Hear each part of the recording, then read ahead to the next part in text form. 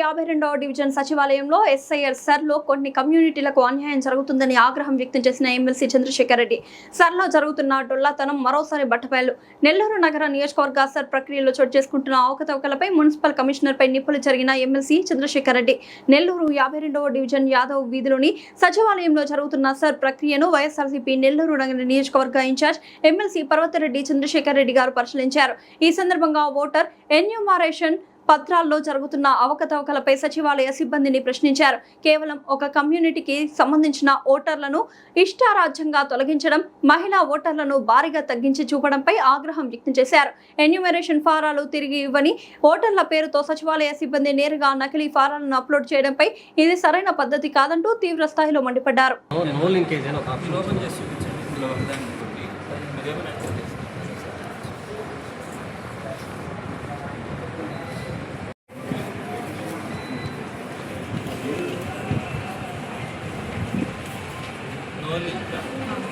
No link అంటే self link వస్తుందా?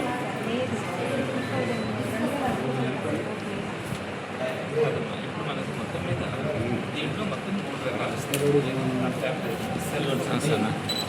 ఈ రోగనెక్స్ ఒకటి, నైదర్ ఒకటి.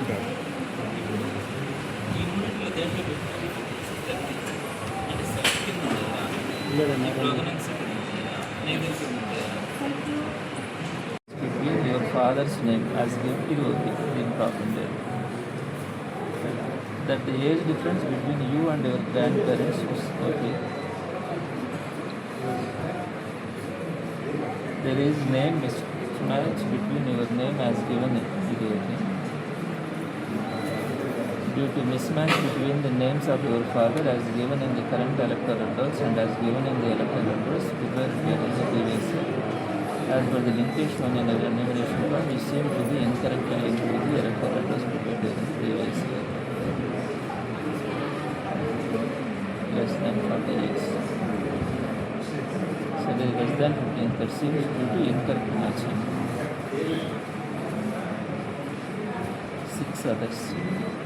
ఏంటి ఒక్కొక్కటి 6 others అని వస్తుంది అంటే ప్రతి ఒక్కటి ఏమన్నా అది కూడా వాళ్ళు వాలంటీర్కి ఇచ్చిన తర్వాత వాళ్ళు మనం బలవంతం చేయడానికి లేదు.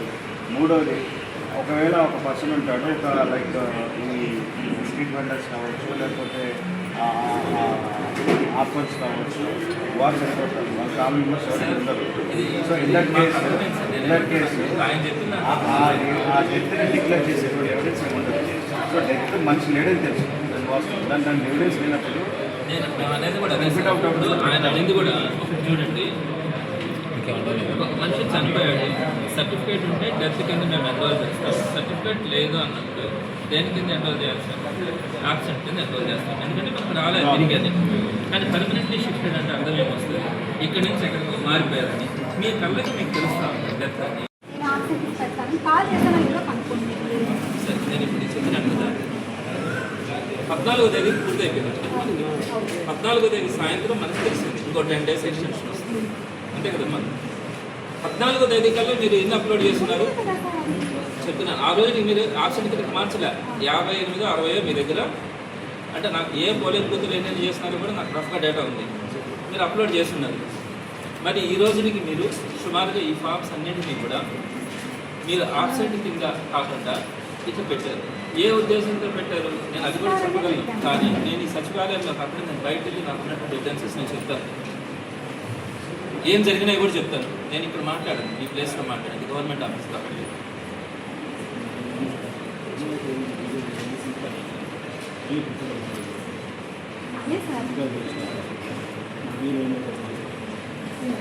సార్ వస్తాం సార్, మేము వస్తాం సార్.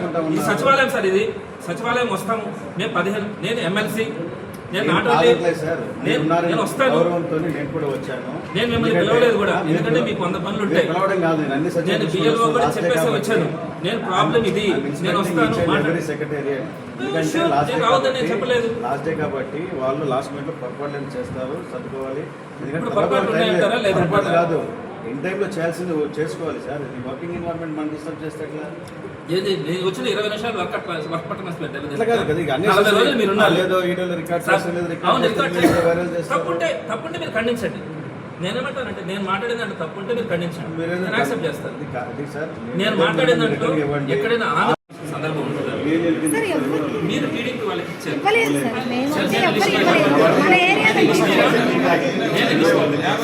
నేను మీరు 45వ డివిజన్లో కూర్చోనున్నప్పుడు 45వ డివిజన్లో మీ ఎదురుగా ఉండే క్యాండిడేట్కి మీరు లాగిన్ ఇచ్చారని నేను చెప్పాను. మీరు 45వ డివిజన్లో కూర్చోను, మీరు చెప్పడానికి 100 కూడా చెప్తాను, నేను కూడా చెప్తాను. వైసీపీ సరే మీరు 100 చెప్తారనుకున్నప్పుడు ఇక్కడ డిస్కషన్ చేయడానికి కాదు. మీరు లాగిన్ ఇవ్వలేదా సార్? లాగిన్ ఇచ్చినట్టు మీరు చేసినట్టయినా మేము సమర్థించుకోవాలి. ఆవిడ కనుక చేయలేకపోతే మరి తప్పు కదా. నేను ఎందుకు లాస్ట్ డే వచ్చాను? ముందుగా వస్తే మాకు సమయం ఉంది, మాకు సమయం ఉందని మీరు అంటారు. ఇవ్వండి సార్, ఏమి ఎన్నిసార్లు ఆమెకే కాదు ప్రతి ఒక్కటి ఉంది. మీరు సార్ మీరు నా మీద నిందలేదు, నా మీద నిందలేస్తారు బాగుండదు కూడా. నేనేమంటానంటే అట్లాంటి ఏమే సార్ నేను అడిగాను. ఈ ఎస్ఐఆర్ ప్రక్రియ అన్నది భారతదేశ వ్యాప్తంగా అన్ని రాష్ట్రాల్లో కూడా గత కొన్ని సంవత్సరాలుగా జరుగుతూ ఉన్నటువంటి ప్రక్రియ. అంటే బోగస్ ఓట్లను తీసేయాలా, అర్హులైనటువంటి ప్రతి ఒక్కరికి కూడా ఓటింగ్ ఉండాలా అన్న ఆలోచనతో ఎస్ఐఆర్ ప్రక్రియ భారతదేశ వ్యాప్తంగా జరుగుతుంది. ఆంధ్ర రాష్ట్రంలో కరెక్ట్గా 40 రోజుల క్రితం ఈ ప్రక్రియ ప్రారంభమైంది. మొదటి రోజు నుంచి కూడా ఫైట్ చేస్తూ ఉన్నాం. మొదటి రోజు నుంచి కూడా వీరు చేస్తున్నటువంటిది నాకు తెలుసు, వీళ్ళు ఏ విధంగా ప్రవర్తిస్తూ ఉన్నారు, ఇక్కడ ఉన్నటువంటి మున్సిపల్ కమిషనర్ కానీ ఇక్కడ ఉన్నటువంటి అధికారులు కానీ ఏ విధంగా ద్వంద్వనీతి ప్రదర్శిస్తూ ఉన్నారో, అధికార పార్టీకి ఏ విధంగా కొమ్ము కాస్తా ఉన్నారో, అధికార పార్టీ చెప్పు చేతుల్లో ఏ విధంగా ఉంటా ఉన్నారో వాటన్నింటినీ కూడా గమనించి మొదటి రోజు నుంచి కూడా ఫైట్ చేస్తా ఉన్నాం. కోర్టులకు కూడా వెళ్ళడం జరిగింది, కలెక్టర్ గారికి కంప్లైంట్ చేయడం జరిగింది. ఈయనతో కూడా రోజు మార్చి రోజు కమిషనర్ గారితో కూడా మాట్లాడడం జరుగుతూ ఉంది. ఈ రోజు నిన్న కూడా నేను కమిషనర్ గారితో మాట్లాడి కొన్ని సమస్యలను తీసుకెళ్లాను. ఈ రోజు నేను ఇక్కడ 52వ డివిజన్కి సంబంధించి కొన్ని సమస్యల మీద ఇక్కడికి రావడం కూడా జరిగింది. కమిషనర్ గారు కూడా ఇక్కడికి రావడం కూడా జరిగింది. అయితే ఇక్కడ జరుగుతున్నటువంటి విషయాలు నేను కొన్నింటిని మీ దృష్టికి తీసుకొని వస్తాను. ఒక బూత్ పరిధిలో ఓటర్స్ ఎన్యూమరేషన్ ఫామ్స్ ఇవ్వకుండానే ఇచ్చినట్టుగా రాయడం కూడా జరిగింది. ఎన్యూమరేషన్ ఫామ్స్ ఇచ్చిన తర్వాత కొన్ని రిటర్న్ వస్తాయి, కొన్ని రిటర్న్ రావు. రిటర్న్ రాని వాటిని కూడా వీరికి సంబంధించినటువంటి మనుషుల్ని మాత్రమే వారందరూ వచ్చేసినట్టుగా అప్లోడ్ చేయడం కూడా జరిగింది. అంటే ఎన్యూమరేషన్ ఫామ్ తిరిగి రాకుండానే వారికి సంబంధించి కొంతమందిని మాత్రమే సెలెక్ట్ చేసుకుని వారందరినీ కూడా ఎన్రోల్ చేయడం జరిగింది. దీనికి సంబంధించి VLL-అందరి దగ్గర కూడా సంతకం పెట్టుకోవడం జరిగింది. మరి ఈ రోజు నేను వచ్చి అడిగాను, వాటన్నిటిని కూడా చూపించాను, వాళ్ళు ఒప్పుకున్నారు. ఇవన్నీ కూడా తిరిగి రాలేదు, వీటన్నిటిని కూడా అప్లోడ్ చేసేసినామంటారు. అప్లోడ్ చేసేటప్పుడు చేయొచ్చు, వాటిని ASDD కింద చేయొచ్చు, absent, shifted, death, double entry కింద చేయొచ్చు. అలా కాకుండా వాటిని జెన్యూన్ ఓటర్గా మీకు తిరిగి వచ్చినట్టుగా మీరు అప్లోడ్ చేసుకోవడం జరిగింది. ఆ సందర్భంగా కమిషనర్ గారు ఏమంటారు, మానవతా దృక్పథంతో చేస్తున్నామంటారు. మానవతా దృక్పథం ఉన్నప్పుడు అందరికీ చేయాలిగా. మీరు ఇంకా కూడా పర్మనెంట్లీ షిఫ్టెడ్ అని పెట్టేశారుగా కొంతమంది, అవన్నీ పర్మనెంట్లీ షిఫ్టెడ్ కాదుగా, వాటన్నిటిని కూడా ఎన్రోల్ చేయాలిగా. అట్లా చెప్పినప్పుడు ఆయన సమాధానం చెప్పలేక ఏదంటే అది మాట్లాడుతూ ఉన్నారు. మేము తప్పు చేసినాం, మేము తప్పు చేస్తే మిగతా BLAలు ఉన్నారు కదా, వాళ్ళు కూడా తప్పు చేసినట్టే కదా అని మాట్లాడేటువంటి కమిషనర్ గారిని ఇప్పుడు ఈరోజు మనం చూస్తూ ఉన్నాం. ఇక్కడ బోగస్గా ఏం జరిగిందంటే కొన్ని కమ్యూనిటీస్ని కొన్ని క్యాస్ట్లని ప్రత్యేకంగా వాళ్ళు ఎన్యూమరేషన్ ఫామ్స్ తిరిగి రాకుండా వాటిని పక్కన పెట్టడం కానీ, కొంతమంది మహిళా ఓటర్స్ని ప్రధానంగా దూరంగా పెట్టేటువంటి పరిస్థితి మీరు చూడండి. రేపు పొద్దున డేటా వచ్చిన తర్వాత ఏదైతే 2025లో ఉమెన్ ఓటర్ ఎక్కువ ఉంది, ఇప్పుడు వీళ్ళు వచ్చేటప్పటికి రేపు పొద్దున ఉమెన్ ఓటర్ సంఖ్య తగ్గిపోతుంది.